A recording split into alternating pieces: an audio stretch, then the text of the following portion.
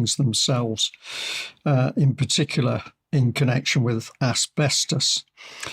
So we move on through what's really a chronology leading up to the World Trade Center events and post. But one of the issues that you'd focused in on, Karl, was the security company. And I found this very interesting. We've got a company called Securacom Incorporated versus Securacom Consulting Incorporated. And the difference with Securacom Consulting is com has got two M's. What was happening around this court case? What was this battle about? The best I can tell, once I got the full chronology ironed out on who Stratosec is, we had, I think they were using Securacom so nobody would know the name Stratosec. And they kept it tied up for as long as they could. They actually did their IPO in 1997, but they were still appealing and tied this other company up all the way to 2000. It was like they did not want anybody to know, oh, by the way, the real security company for the World Trade Center is Stratosec. And they're registered in 16 different states, and it's where they're registered, and a lot of those registrations also point straight back at 9/11. We've got a bona fide security company that's started from quite small beginnings. It's established itself with a pretty sizable business in the States. And then along comes another company that chooses a name that's very close to it. And that second company is the company that's then ultimately involved in security around the World Trade Center. Is that the nub of it? Yes. But if you dig deeper on Stratosec, they actually predate by years. Even in New Jersey, even in New York, they predate their use of the name Securacom by years. So it smelled to me like this was a cutout, and that they didn't want anybody knowing that Stratosec was actually the security company. And the reason that you and your team believe this is so significant is ultimately when the events around 9/11 took place, who had access to the building was a critical factor in what actually took place. Exactly. And there were several players involved in that. One, there was Stratosec. And then Otis Elevators lost the elevator contract for maintenance and service on the World Trade Center towers. And in comes a company, Ace Elevator, which was basically a nobody. And this was during the period of time that everybody on my team thinks was when they were actually wiring the building to bring it down by controlled demolition. Now, this was not just done by bombs. The interior core that I mentioned earlier, part one, was one of the strongest structures ever built. And you've seen H-shaped columns. It's got a top and a bottom, and then it's got a vertical member between them. A lot of these columns were not your regular steel, which was called ASTM 36, which means 36,000 pounds per square inch capacity. A lot of the steel was 50, 60, and 70, and even between the top and bottom, running parallel with what they call the web, were huge plates of steel welded in there, where it's like a steel box. It was almost like a trunk of a tree. It was just shy of being solid steel, and you couldn't take that out with a regular bomb.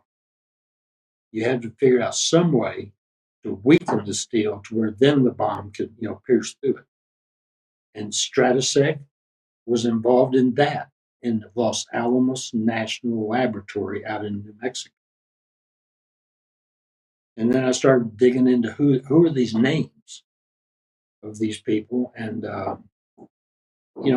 how likely is it that George Bush's brother is part of Stratosec, and he's also part of an insurance company that took a 30 million loss on World Trade Center when it came down. It's been my contention that the Bush family knew about that asbestos lawsuit sometime in the 90s. You mentioned a laboratory there in connection with the security company, if I read that correctly. What was happening in the laboratory? What were they testing? They were that particular lab, Los Alamos National Lab, was heavily involved in thermitic research. Now, thermitic reactions have been around ever since they've been separating gold and silver and copper. They can work really fast, or they can be designed to work really slow. And what you do is once you get that ignited, if it's a slow process, have the plane slam into the towers, the thermitic process kicks in, and then, oh my God, the towers collapsed when the bombs started going off because they could pierce the steel because it had been weakened. And there's a video on the internet. Molten metal was flowing out of one of the towers. And when they were doing the cleanup, they found pools of molten metal. There was nothing about the jet fuel fires or the normal fires that was hot enough to turn that type of steel to a pool of steel, completely melted. We have the irrefutable statistic that no steel-framed building anywhere in the world had collapsed as simply as a result of a carbonaceous wood or a fuel-based fire. Well, there was never, I kind of jokingly say sometimes, are the building codes that lax in New York City? That the only 3 that have ever collapsed anywhere in the world is a high-rise fire, just happened to be right there on the same site. That to me is a smoking gun.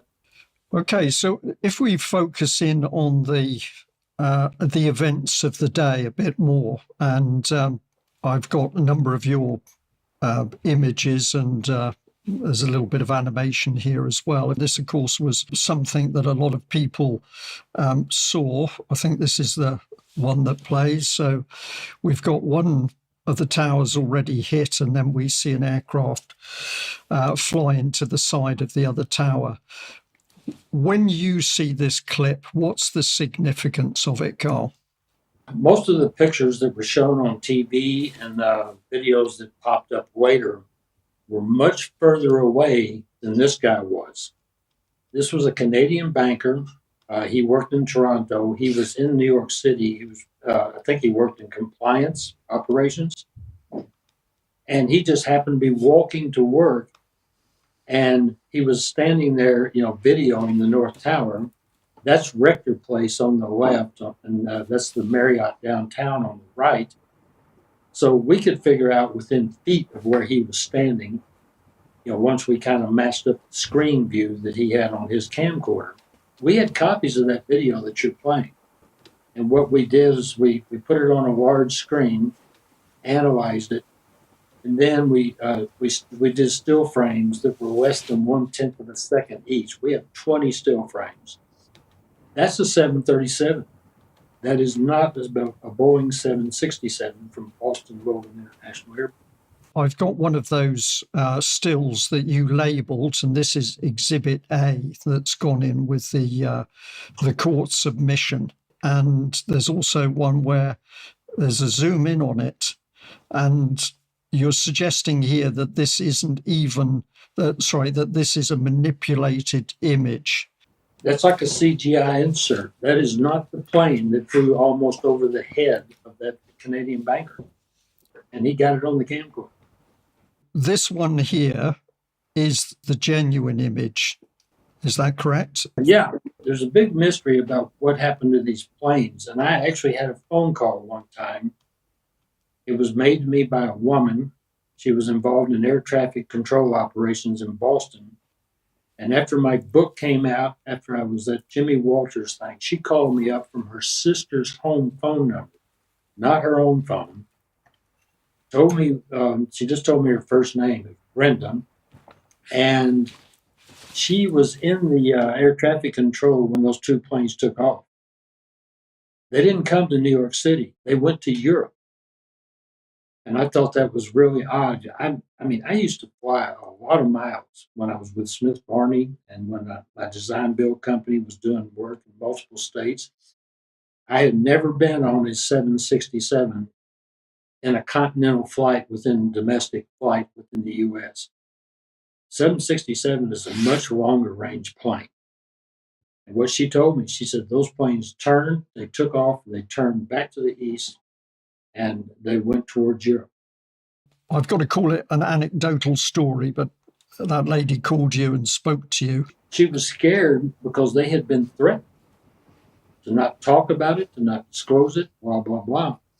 And then when this video was in my possession, I was robbed by the CIA in Berlin. They stole that video.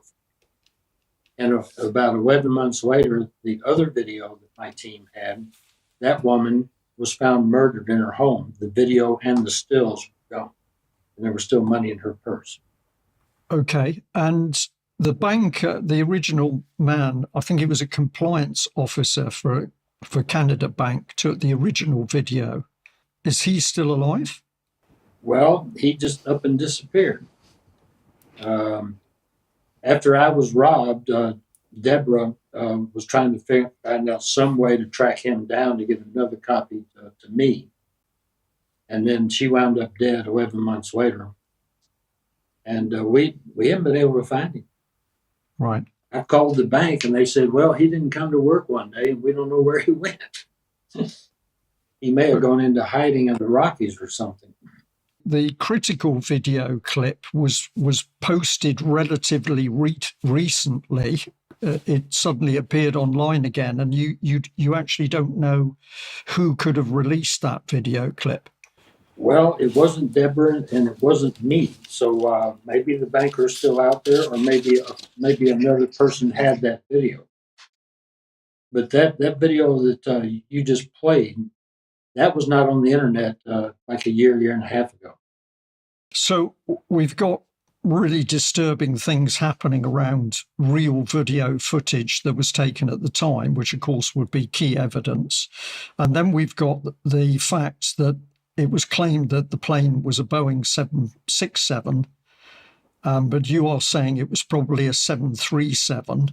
And we'll have a look at that in a minute. You know, one of the things that we did, we figured out within 2 or 3 feet of where he was standing.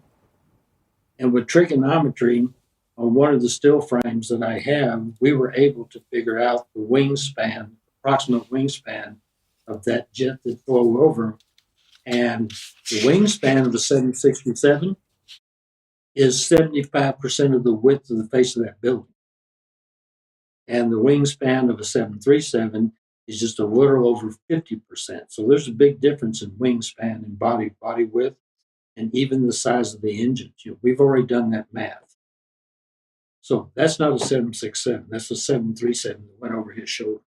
The one that you're saying is the CGI, and this was an image created presumably in order to reinforce the idea that it was a Boeing 767, the bigger aircraft. Yes. Yeah. And that photo was not what went over his shoulder. Different colored plane and everything. More evidence that you've looked at is actually debris itself, and in particular engine components, some of which appeared actually on the street. So tell us about this one, a combustion chamber. That's a combustion chamber of a 737. You can verify that in multiple ways. I've shown that to some people that actually work on 737, so they recognize what they're looking at. And of course, the scale of that piece of engine in the image is pretty simple to ascertain, because not only can you get some idea from the street furniture close to it, but you've also got a person standing in the foreground, and you've got 2 people crossing in the background, and you can see that is waist height at best. So this is a very small unit. Yeah, that's the type of jet that they use, jet engine they use on 737s. And even prior to that, there was a couple of jet models that had those same engines on. This is another image that you'd given us, well, your Exhibit B. In this case, we've got a 737 jet engine and relative in size to a human being adjacent to it. So we've got two men, or a lady could be one of them, using a phone in the background. So still quite a big engine. But if I go to this one, which is the 767 jet engine, the audience can see that there is a huge difference in size compared to the man who's working in the foreground. And therefore, the wing that takes this engine would be vastly bigger than for the 737. That's true. That engine weighs many times more than 737 engines. And then if we turn our attention to the Pentagon, this is an image of some form of glass. We would call it a windscreen or windshield, I think it's called in the States, on the Pentagon lawn. And you've made the comment that there were no vehicles involved in the impact or in the vicinity of the impact. And you're saying it's not a window of a Boeing 757. Yeah, that photograph was sent to me the next day. I woke up early the next morning, and I knew some people in the Pentagon. They sent that to me asking if I could identify that. Just to give you a kind of a marker, I'm about 20 years older than the person that sent me that. Now a retired lieutenant colonel, U.S. Air Force intelligence. And the intel people, they're not out on the flight lines and the operations. And they didn't even have a clue what that came from. They wanted to know if I'd ever seen it. And I told them, I said, I got a pretty good idea. And I dug in deep. And yeah, that's a canopy window from an A3 Skyward, which is it's a Cold War jet. It was mostly used in the Navy. It had fold-up wings where you could actually launch it, off of an aircraft carrier or from land base. And it is used for electronic intelligence. It's used for electronic jamming. It's used for recon, but it can also carry a nuke. And that's one of the reasons the windows were so thick on it, because it was potentially it was going to be going into the Russian airspace, if the war broke out. This was the glass, obviously reinforced glass, because although it's heavily fractured, it's held together, but it's on the lawn. And you've also got an image here of what was being claimed as part of a 757 wing, but you're making the statement this is clearly not part of a wing that any 757 has had. And I'll follow on with this image where men are carrying something away, which is covered up, which is very interesting. And your comment is not a severed wing from a 757 that many men could pick up, i.e. the real wing would be far too heavy, but also the angles and the width of what's covered up with the blue tarp are not close to a 757 wing. So there's debris on the ground, but your point is that this debris does not match up with the claims that the aircraft that hit the Pentagon was a 757. True, absolutely. That's. I was actually the first person to break that story, and was heavily criticized. But several years later, several other people verified it. They went through all the evidence and pieces at the Pentagon, and they came to the same conclusion. This was not a 757, and it was probably an A3 Skyward. Okay. And you're reinforcing things here. So you've got a cover of a magazine, which is saying, is this really a 757 engine disc, either RB211 or Honeywell APU, or is it instead from the engine of a smaller plane or missile? And that appears to be the front cover of a booklet called wagkingdom.com. And then the right is a turbine, a Prax Air, which is a company that refurbished military jet engine blades. And you're saying that the one on the right does seem to fit the right dimensions for the debris on the Pentagon lawn. Exactly. If you If you take off the hub cap from the left photo, and then you look at the one that's been renovated in Praxair, you can see it's exactly the same center, way that the turbine blades are attached to it. To put it in context, under your Exhibit D, here's the A3 Sky Warrior aircraft that would be fitted with such engines. And you've made the comment here that the Pentagon had two left as of 9/11/2001. This jet uses the exact type of fan and rotor hub. When you say the Pentagon had two left, why would the Pentagon itself have aircraft such as these? Well, actually, it was the service, whether it was Navy or Air Force, they still had two A3 Sky Warriors in their inventory. And I had people inside the Pentagon verify that for me. They had sold most of their fleet to Raytheon, which is the photograph of that jet right there. They use those for their testing of missiles and, electronic countermeasure systems, all kinds of different things they do for the U.S. government. And then we've got a close-up here to give us a better idea of scale, not only in respect to the engines, but here you're actually starting to focus in on that broken windshield on the ground and saying here it's a similar make of material and size as found on the Pentagon lawn. And if I just go to the next one, and then I'll let you come back into comment. So here we've got a nose cone section of the same aircraft, and there you can see the shape of that windshield glass. And it certainly does, to me, seem to be roughly the same shape as the shape of the broken windshield on the Pentagon lawn. Yeah, most military jets don't have canopy windows like that. They're small. It's either a unitized, one canopy piece, or it's two pieces. But that was the only jet I've ever seen anywhere that actually had those two that were above the pilot and co-pilot. Where has this evidence, this photographic evidence, where has this appeared? You've now got it into your lawsuit documentation, but where has it come to light elsewhere? I have put that in an article that I wrote about the A3 Sky Warrior. I revealed that, yes, we have a photograph that can't be with. I was doing my own critique of the official story because I knew the official story was basically just a big lie. Thank you for that, Karl. And this one, which I just find fascinating. So you have here a photograph, which you've said is a photo taken inside one of the World Trade Center towers. And then you can see on the big cardboard boxes that are stacked up, it says BB-18. And you've commented that the boxes are devices used in controlled demolitions.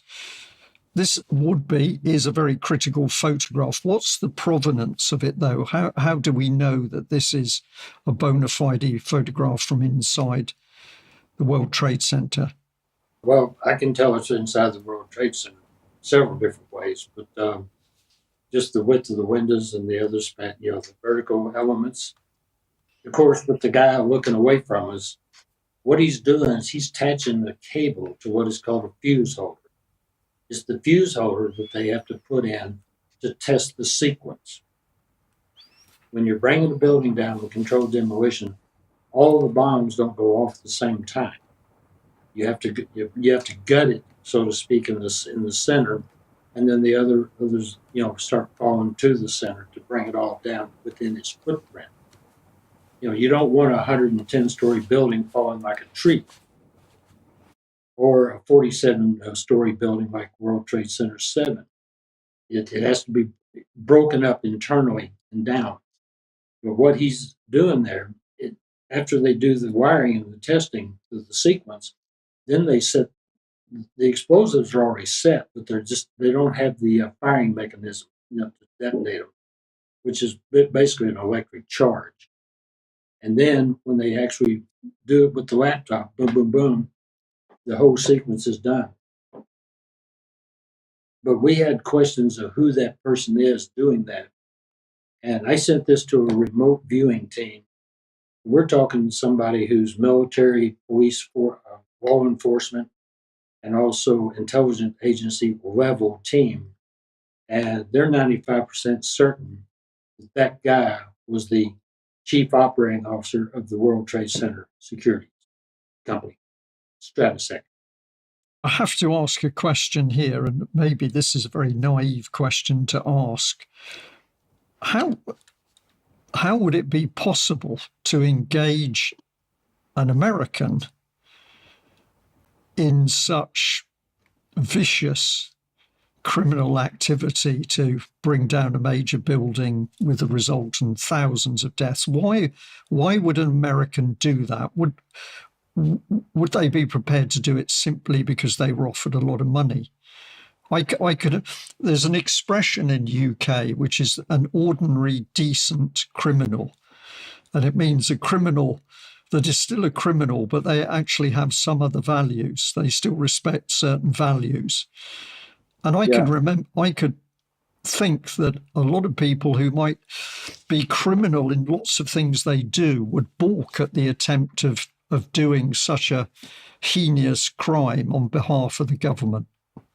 The guy that was the chief operating officer of Stratosec, his previous background, he was at Fort Monmouth military base. It's called AMC, and he is a weapons and explosives expert. They do a lot of distribution of weapons from there, and also Charleston, South Carolina. He's got a military background, and I guess if you offered him enough money and security, you won't get caught type stuff, he may have decided to go ahead and take it. Let's put the photograph of those boxes back on screen, because you'd also put some text alongside it, which I'll just read for the audience. It will be sufficient to say here that no tall structural steel building has ever suffered global collapse, complete collapse, either before or after 9/11 for any reason other than controlled demolition.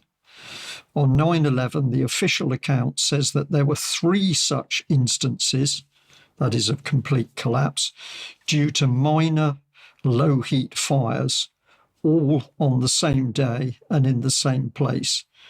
This is a very suspicious record that cannot be ignored when looking at all of the other factors. And then the statement goes on to say the photo is inside a World Trade Center tower.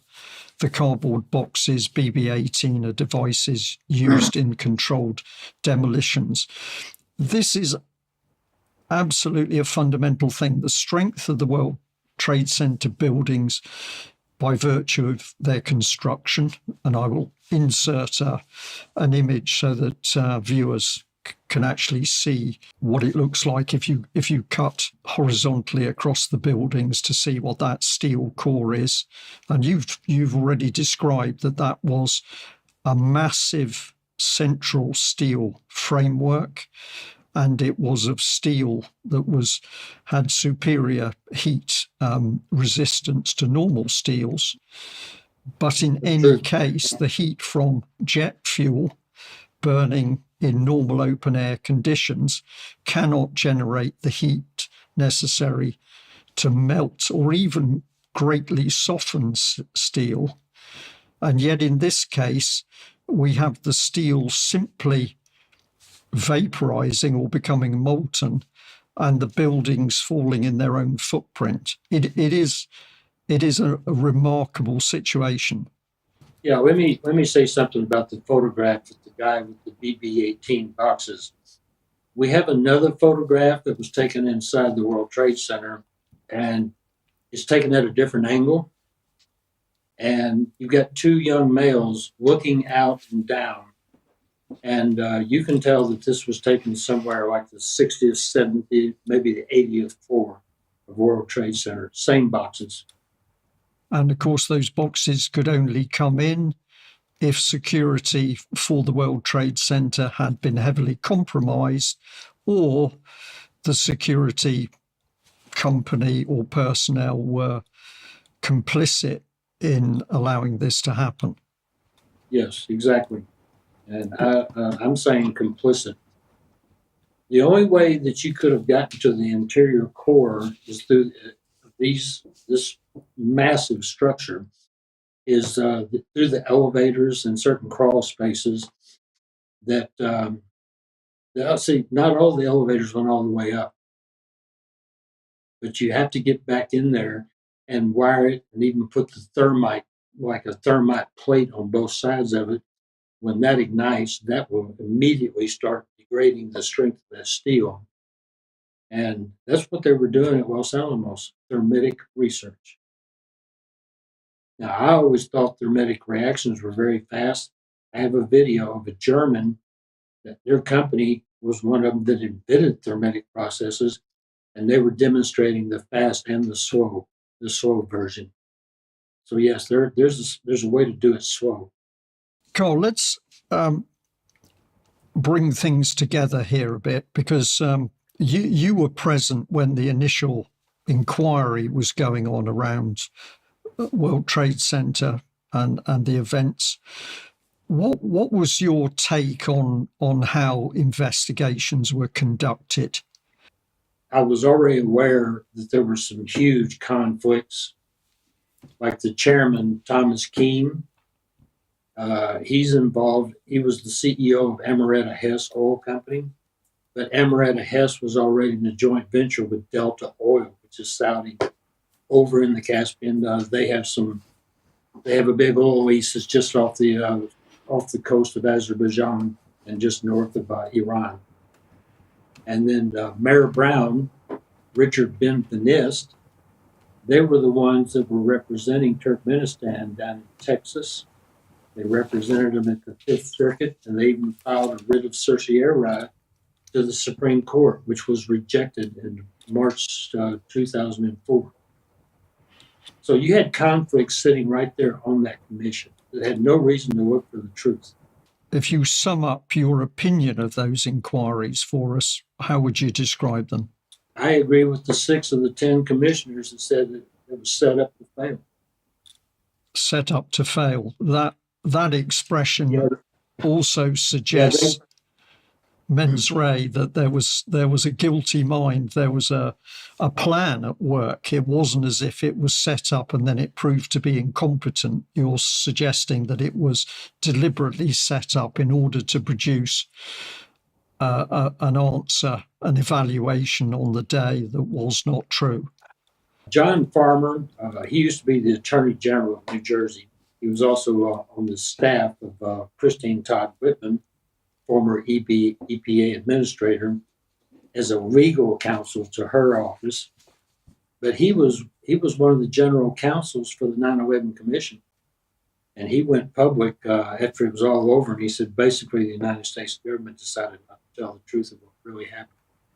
And as you've made clear in the way that you've set out the legal application with the plaintiffs, this act of not telling the truth, which is a very polite way of saying that the public are being lied to, had huge implications on what took place in other parts of the world.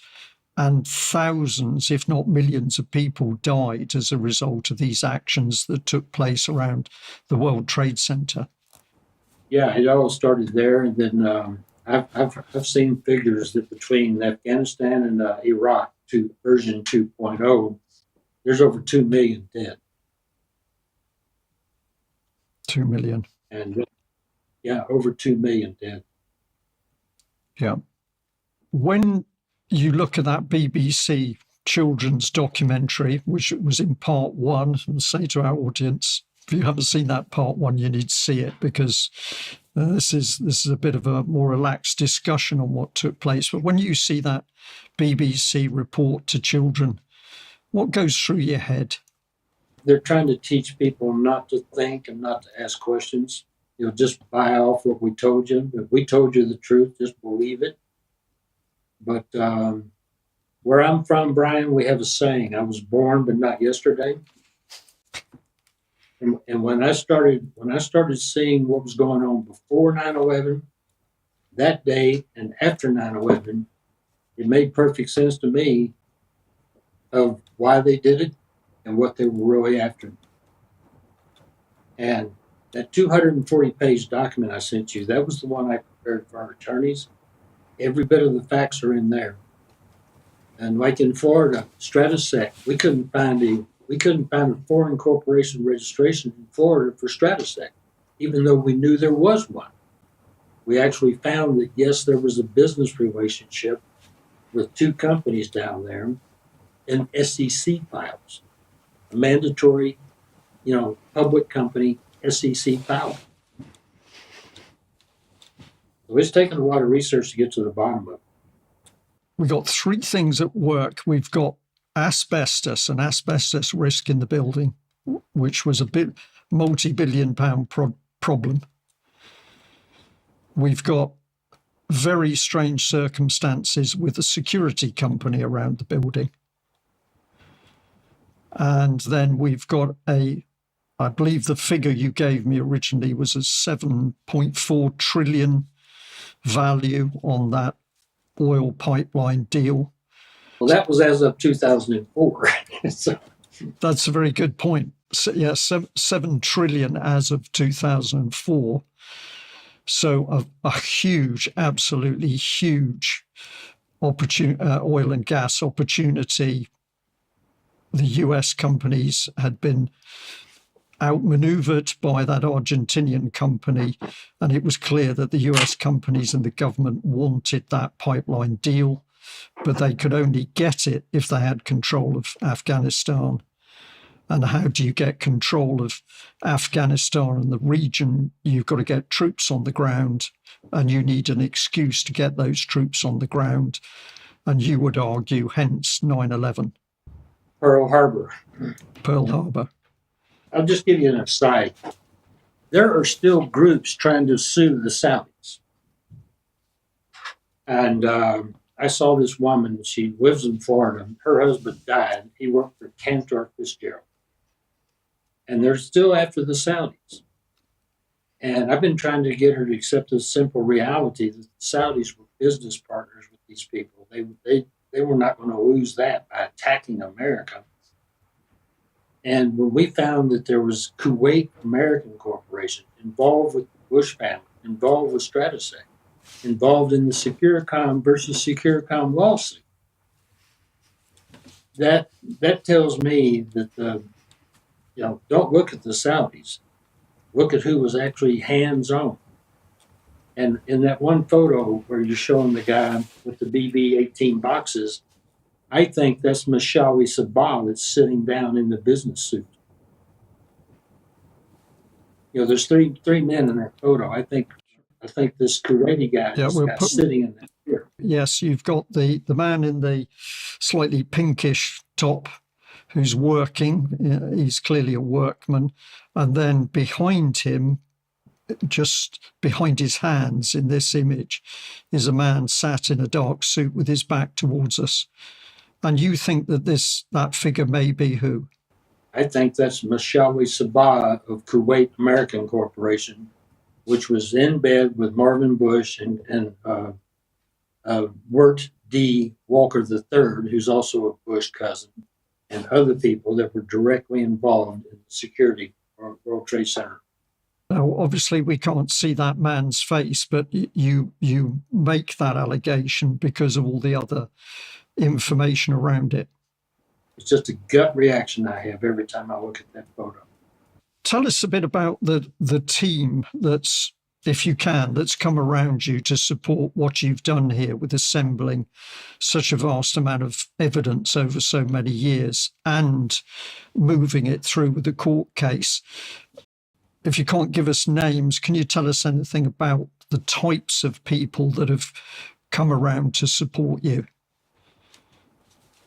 Some of them have been engineers, scientists, technicians, very smart people. I had to get out of the 9/11 truth movement for the simple reason I was the only Republican involved in it. And when you've got a bunch of liberals who are involved in it because they want to get rid of Bush Cheney, and then all of a sudden a Republican shows up and has more information than they have, they tried to turn it around and make the whole story about me. It's like they totally lost focus. But I pulled out of 9/11 truth because I could see it wasn't going anywhere. So you've got professional people who've come around you. Have you had? I've done 3 interviews with CIA professionals who have grave concerns about the performance and the reliability and the trustworthiness of American intelligence and security, national security. Have you had anybody of that ilk that's come on board to support, who's got inside knowledge of the government, the inner workings of the US government itself? Not yet, but it's like I told you before we started. Last night, I got emails from 3 former CIA people that want this video. So most of the people have been like pilots, architect engineers, mechanics that work on jets, verifying the little pieces of the components and everything. They haven't been the government level stuff. It's been the people that are practical frontline people that they're in aerospace. They actually work on the jets. Yes, they know what a Boeing 737 combustion chamber looks like and how big it is, and they do the same on the 767. I mean, even the type of combustion chamber that's on the 757 is considerably bigger than what you were showing for the 737. It's a different type of jet engine. It's called a high bypass fan. And it's not like a turbojet where the air comes in and it gets supercharged and blows out the back through combustion. On a high bypass fan, your fan blades are huge, and what you're doing is you're grabbing more air, pushing it. Karl, you've now submitted the legal documentation where that application's been made to the court. But as I understand it, the information that's gone in has got to be reworked in order to get it in a proper legal format and with the correct legal language, and presumably charges formed around the evidence that your team has put together. Can you tell us a bit more about the process of getting it into the legal system? Who's actually accepted these papers?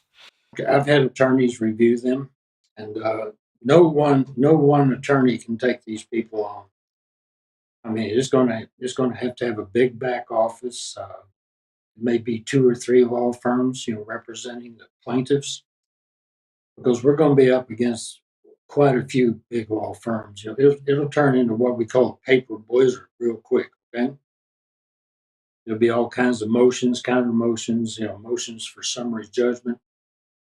So he's going to have to review it and understand the reason that the lawsuit is RICO, civil RICO, vicar, abuse of human rights under cover of law, all the way up to murder and treason. And there's 2 laws. It's common in UK and it's common in US law. It's called misprision of felony and misprision of treason. If you're aware of something, you don't report it, and it comes out later, you could be charged. We spoke quite a while ago, and at that stage, President Trump hadn't come into office. How do you view the fact that Trump's now in as president of the United States? Do you think that his offices are going to be more receptive to taking this type of case forward? He has always wanted the truth about 9/11 on the record. A lot of people don't know that they had a hard time coming up with enough manpower and machines for the cleanup crews. And Donald Trump hired out of his own pocket additional people to come in and help. So he was concerned about what happened. I think he'd be supportive of the truth actually finally being on. Can you say at the moment that this legal application has been accepted by the Department of Justice? No, we haven't gone that step.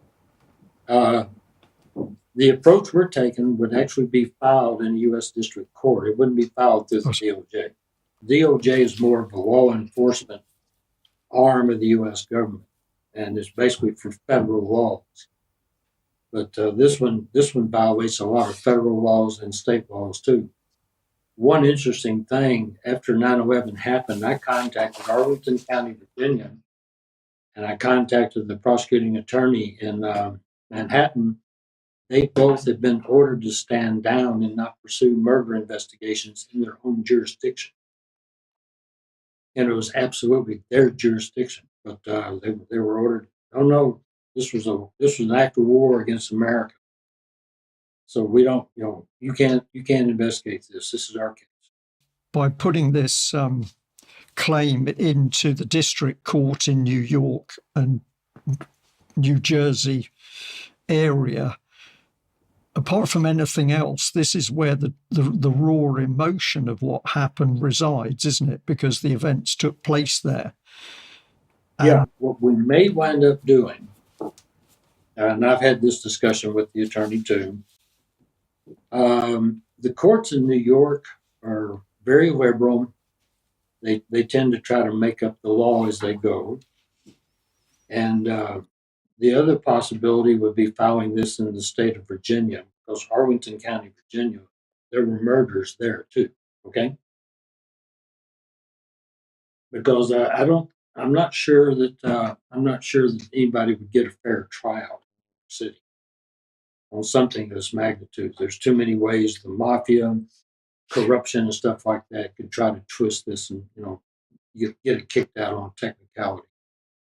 What sort of reaction have you had from the media in what you're doing? Because you've been very outspoken. Your book went out there. You did the very high-profile interviews. Did you get any response from the big media channels in the US or from anywhere else?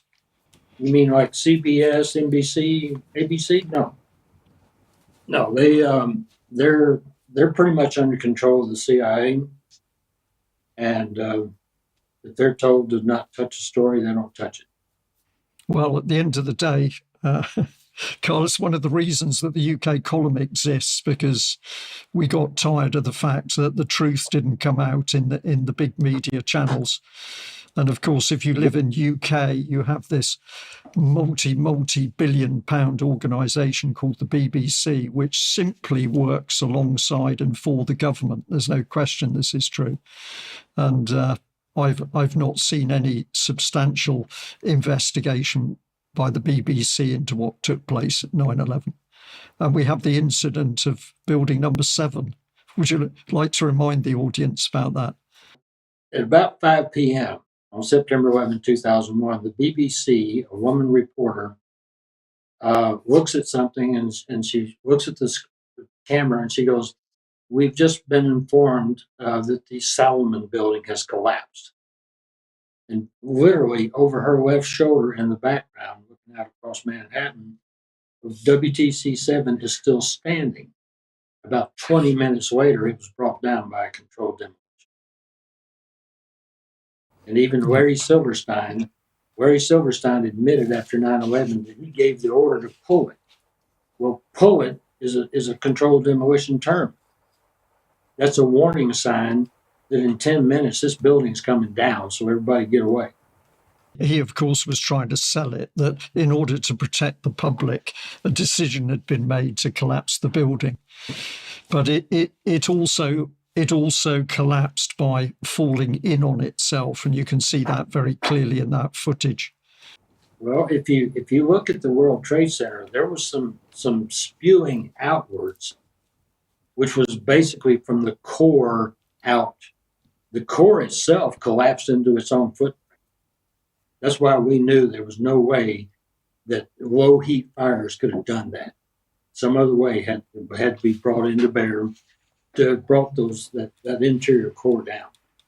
And the last point from me, Karl, is you have an audience today. What would you like to say to the audience? What would you like them to be thinking about and doing in relation to 9/11? Several things. We had discussed in the past by email. Can you put my email address, post it with this article, with this course. video? Of course. One of the things we've run into is the United States government plays real dirty. They have tried to make sure we couldn't get any traction to come at them. They know what we know. Like at the third anniversary event, Jimmy Walters event, September 11, 2004, CIA shows up and they threatened me backstage. They thought I was going to disclose the asbestos lawsuit because I had requested a copy of the final order of the asbestos lawsuit. And I just looked at him and I said, well, gentlemen, I came here to say what I have to say. So why don't you go with these two security guards since you cannot legally be back here and you can just listen to what I got to say. As you know from the PowerPoint that you were showing some of the slides, I was revealing the Caspian Basin issues. There were other people on those 4 panels that were talking about the asbestos, and there were other people talking about I don't know why they targeted me, but I thought it was really stupid for them to, threaten me because they were afraid I was going to be the one to out it. Now, one of the things I wish the entire world had seen Jimmy Walters' DVD on that. Then they'd be wide awake. But I think what needs to happen, we're going to have to pull together a support group, even financially, because every which way I've turned, including this year, Brian, I had a guy coming to Canada. I didn't get back to Europe until the 18th of January. And he was literally disappeared. First, he was kidnapped, catching a plane to come to Ontario. That right there set me back 5 million and over 60 million. That one step. It took the police about 5 or 6 hours to find him. By the time they found him, he had missed his 5:10 a.m. flight. So we tried to route him a different way, and we haven't seen or heard from this key person since January 7th, 3 p.m. his time, and it was 6 a.m. my time in Ontario. That's why I came back to Europe. I mean, I just got completely leveled over there. Years worth of work for naught. And this is how the U.S. government works with people. They spy on you, they get out ahead of you, and they hammer you to keep you from moving forward. Now, what you've just presented to me here is major evidence and can move forward as soon as we can find the means to do that. Karl, I'm going to say, I think we're at the end of this. There's so much more to tell, and this 2-part interview is a tiny proportion of the work that you've been doing. But thank you very, very much for joining me. And I'm just so pleased that you also were watching that interview with Mr. Sweeney when the issue of Sandy Berger came up, and that triggers you to make contact. That was really excellent. So thank you very much for doing that. I was surprised when I first went to your site that you had interviewed Waller and him. And I know from arm's length, I know who both of these people are, but I never watched a video with them. I've read articles where people were talking about them. I found the interviews with them very, very interesting because one of the points that we discussed is if these things were happening in the States, they're also, i.e. the breakdown of law and order within the security services, if that's happened within the services in the US, it's also certainly happened in the UK. In fact, a little while ago, the government was busy introducing a law which made it easier for the intelligence and security services to break the law when they felt it was appropriate to do so. So if the law is to make the law, if the law is to break the law, you have no law. That's true. In America, they have the Smith-Mundt Act, which will forbid propaganda and lying to Americans. But then in 2012, they did the Smith-Mundt Modernization Act, which legalized lying to Americans. Just a coincidence, Karl. Just a coincidence. Just a coincidence. But anyway, make sure that my email gets in there. People are welcome to contact me if they want to. And we're having to pull together a war chest here to take these people on and take them down. The evidence is Well, I've got a lot more photos than you have shown here today. I mean, the evidence is overwhelming. I just selected some of them to stick in there. We could discuss it today. Karl, let's end there. Thank you very, very much for joining me. It's been a fascinating discussion, and we need to get the truth out, and we need to get the bad people brought to rights. That's the aim of the game. Well, thank you for having me. One of the things that's going to happen as soon as I have the links is this is going out to close to 30 million people. And I'm hoping you get a lot more followers and viewers and supporters because you're doing great work over there. Thank you very much. Let's leave it there and hope to see you again with UK Column. Thank you very much, Karl Schwarz. Okay. Bye-bye. Thank you. Have a good day.